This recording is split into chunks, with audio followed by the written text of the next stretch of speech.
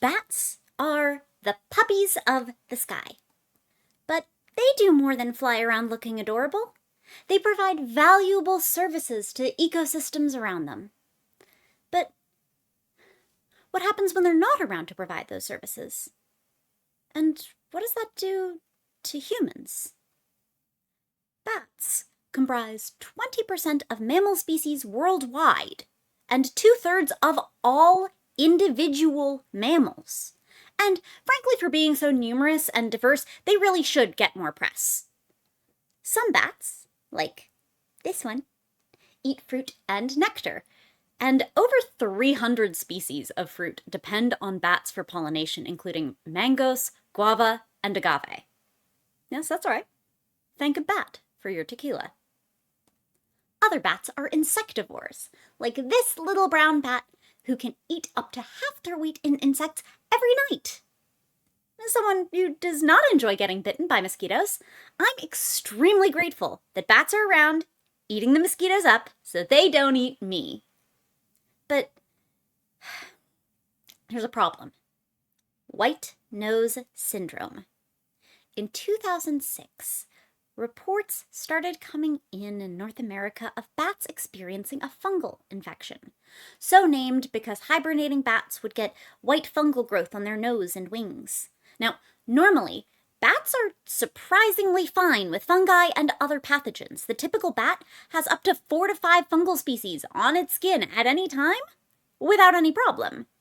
But Pseudogymnoascus destructans, the fungus's species name is the destroyer, doesn't act like a normal dermatophyte that lives harmlessly on a bat's skin.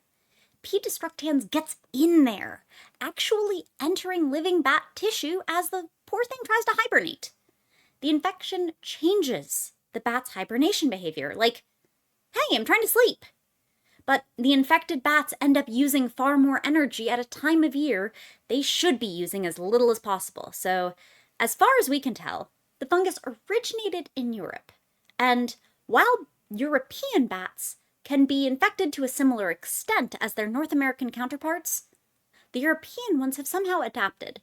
Infection doesn't disrupt their hibernation schedule the same way, and they don't experience the same dire outcome as their North American counterparts, for whom this seems to be a brand new pathogen they don't have a defensive strategy for. At the moment, there's no treatment, prevention, or cure.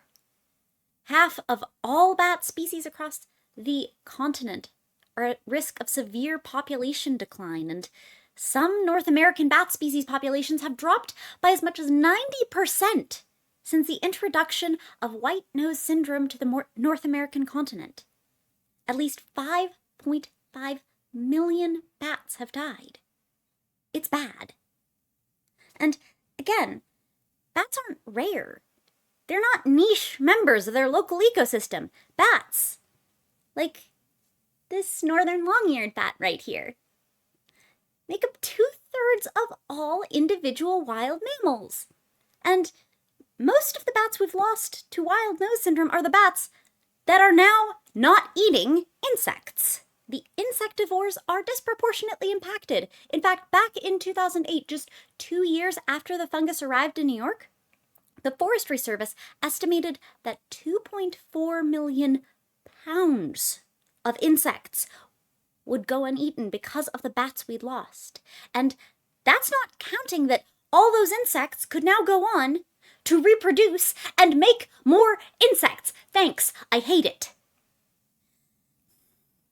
In a recent report in the journal Science, researchers are exploring the consequences of that whole more insects thing. Specifically, the agricultural and environmental health consequences. See, those bats used to provide free pest control, estimated to be about $3.7 billion a year of free pest control to agriculture, and now that they're not, farmers have to deal with those pests directly. Here is a graph of insecticide use in counties where bats were infected with white nose syndrome. You can see the years before P. destructans arrives, the use stays pretty stable. When you lose those bats, you gotta take care of the bugs somehow. and insecticide use climbs accordingly, although disproportionately in counties affected by white nose syndrome. Within 5 years of the arrival of white nose syndrome to the United States, farms in counties with the infection used 25% more insecticide, about 2 kilograms per square kilometer more.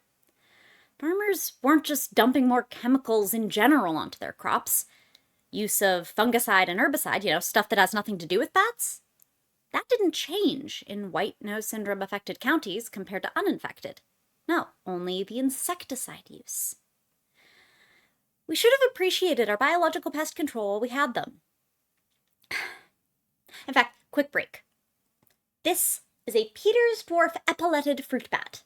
They're found in equatorial Africa and are at no risk of white nose syndrome because P. destructans thrives in cold temperatures.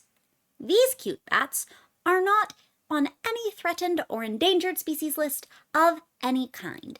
This baby right here is perfectly safe, happily thriving, and exceedingly lovable. All right, I needed that. Turns out there are a few consequences to trading biological pest control for chemical. One, yes, is economic damage.